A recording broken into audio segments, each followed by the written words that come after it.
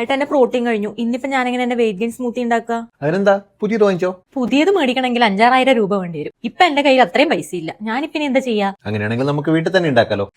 വീട്ടിലുണ്ടാക്കാൻ പറ്റുവാ? അതൊന്ന് പറഞ്ഞു തന്നെ. വാ, ഞാൻ പറഞ്ഞുതരാം. ഇതിന് നമ്മൾ മണിക്കടല, പൊട്ടുകടല എന്നൊക്കെയാണ് പറയാറുള്ളത്.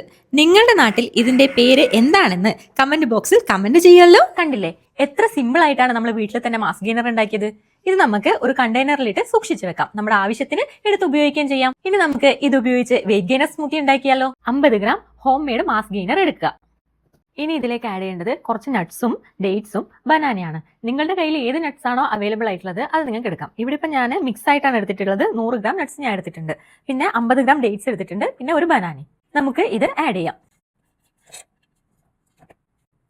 ഇതിലേക്ക് 2 table spoon peanut butter add ചെയ്യാം, 1 ടേബിൾ സ്പൂൺ ഹണി ആഡ് ചെയ്യാം, 1 ടേബിൾ സ്പൂൺ ശർക്കര പൊടി കൂടി ആഡ് ചെയ്യാം, 300 ml പാൽ കൂടി ആഡ് ചെയ്യണം.